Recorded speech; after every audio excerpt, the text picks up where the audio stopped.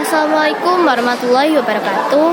Perkenalkan, saya Nabila Humaira Astuya dari kelas 11 Manajemen Perkantoran 1. Jadi pada kesempatan kali ini saya ingin membagikan refleksi saya tentang pengalaman mengikuti kegiatan pembelajaran pembuatan proposal usaha kolaboratif, juga pembuatan presentasi di Canva, pembuatan PPT di Canva tentunya, juga presentasi bersama guru tamu, hingga revisi PPT yang ada masukan dari guru tamunya. Jadi bagi saya pribadi, kegiatan ini memberikan saya banyak pelajaran. Jadi tidak hanya sekedar menyelesaikan tugas, tapi juga membentuk cara saya berpikir, bekerja sama, dan menghadapi tantangannya. Rasanya sih seperti latihan nyata. Bagaimana sebuah ide usaha disusun, disampaikan, dikritisi, lalu diperbaiki agar menjadi lebih matang. Begitu. Lalu proses pertamanya itu adalah menyusun proposal usaha di Google Docs secara kolaboratif. Jujur ya, sebenarnya saya itu awalnya merasa bingung karena menulis bersama-sama dalam suatu dokumen itu sering menimbulkan perbedaan gaya penulisan dan juga idenya. Lalu itu ada yang sangat detail dalam membuat dalam perhitungan begitu. Nah, hal itu membuat pekerjaan itu terasa rumit. Namun di sisi lain, saya justru belajar bahwa inilah kekuatan kerjasama, setiap orang membawa kelebihan masing-masing.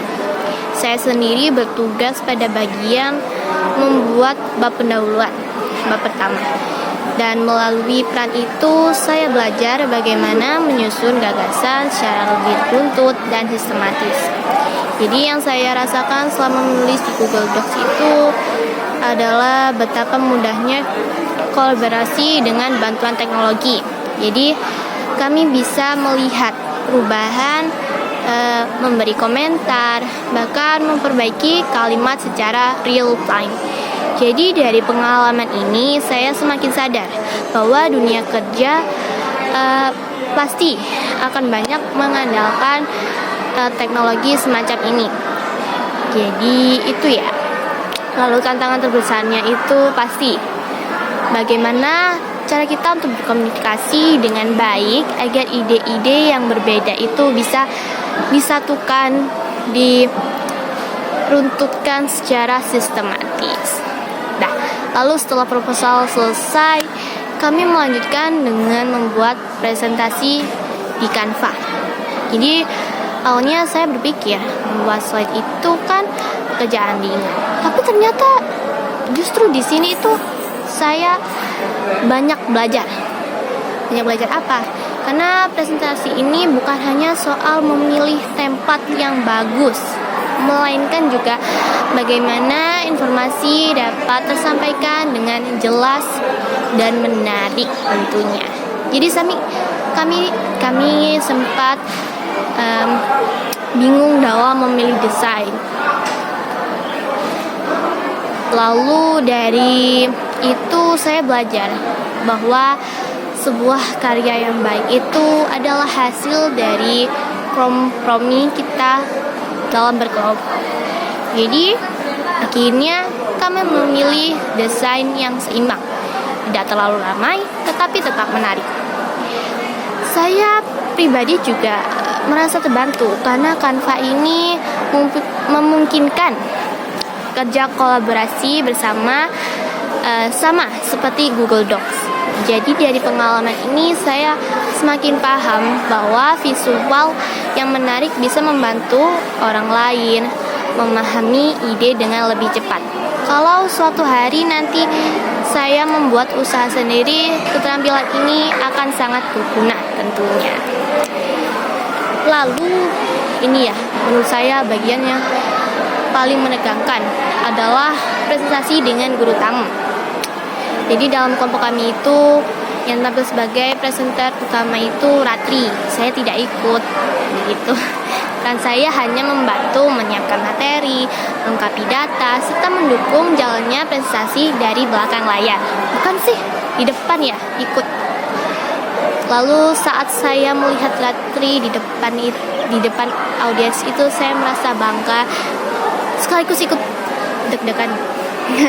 Karena saya belajar bahwa keberanian itu tampil di depan orang banyak bukan hal yang mudah, tapi sangat penting. Lalu dari Ratri juga saya belajar tentang intonasi suara, lalu kontak mata dengan para audiens dan cara menjawab pertanyaannya.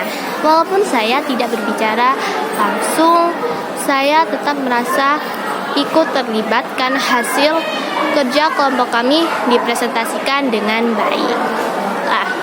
Lalu guru tamu kami juga memberikan banyak masukan. Lalu dari masukan-masukan itu dan dari kritik-kritik itu, saya menyadari bahwa sebuah ide usaha tidak cukup hanya menarik di atas kertas, tetapi juga harus logis,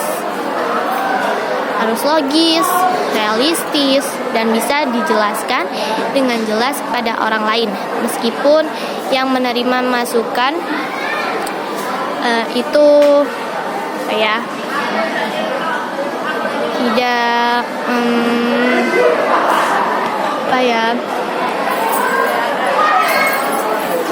meskipun yang menerima masukan itu Ratri.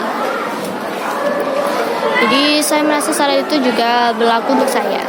Jadi jika suatu saat giliran saya yang harus tampil, saya sudah tahu apa saja yang harus saya lakukan, yang harus saya perhatikan, yang harus saya lakukan begitu. Lalu setelah presentasi sama guru tamu, kami diminta untuk melakukan revisi. Inilah tahap menurut saya paling melelahkan, sekaligus paling bermakna. Jadi kami harus memperbaiki bagian-bagian yang kurang detail, juga menyusun ulang beberapa bagian agar lebih masuk akal.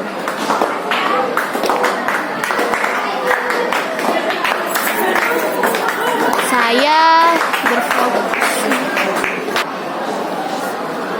Maaf ya, tadi itu kejeda soalnya berisik. Jadi saya itu fokus memperbaiki masalah dan peluang. Lalu saya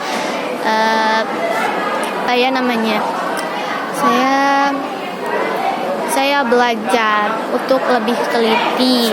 Jadi kadang itu saya merasa ingin cepat selesai, tugasnya cepat selesai gitu. Tapi akhirnya saya sadar bahwa revisi itu adalah kesempatan emas untuk membuat karya yang lebih baik lagi. Lalu melalui revisi, saya belajar arti ketekunan. Tidak semua pekerjaan bisa langsung sempurna, bisa langsung 100% betul. Justru dengan menerima kritik dan masukan, juga memperbaiki kesalahan, hasilnya menjadi lebih matang. Hasilnya memang capek sih, tapi kita bisa puas ketika melihat hasil revisi yang jauh lebih baik daripada versi pertama. Maaf ya, saya mau pindah tempat dulu soalnya rame. Oke, maaf ya, saya pindah tempat. Soalnya tadi itu saya berada di luar ruangan dan kebetulan mereka baru keluar. Mereka keluar istirahat kedua, jadinya ramai begitu. Lalu itu masuk ke refleksinya. Dari keseluruhan pengalaman ini saya mendapat banyak pelajaran berharga. Pertama ya, kolaborasi itu mengajarkan saya untuk menghargai pendapat orang lain dan belajar menyatukan ide. Kedua, membuat presentasi melatih kreativitas sekaligus ketelitian dalam menyampaikan pesan. Lalu yang ketiga, melalui presentasi bersama guru tamu, saya belajar tentang keberanian, komunikasi, dan pentingnya menerima kritik dengan lapang dada tentunya. Nah, terakhir, revisi juga menghasilkan bahwa hasil yang baik lahir dari proses perbaikan yang berulang-ulang. Jadi saya merasa kegiatan ini bukan hanya bermanfaat untuk tugas sekolah, tetapi juga sebagai bekal di masa depan, terutama jika saya benar-benar terjun ke dunia usaha. Semua pengalaman ini melatih saya untuk lebih siap menghadapi tantangan, lebih terbuka dengan ide-ide yang lain, dan lebih percaya diri dalam menyampaikan gagasannya. Jadi demikian refleksi dari saya. Terima kasih atas perhatiannya. Wassalamualaikum warahmatullahi wabarakatuh.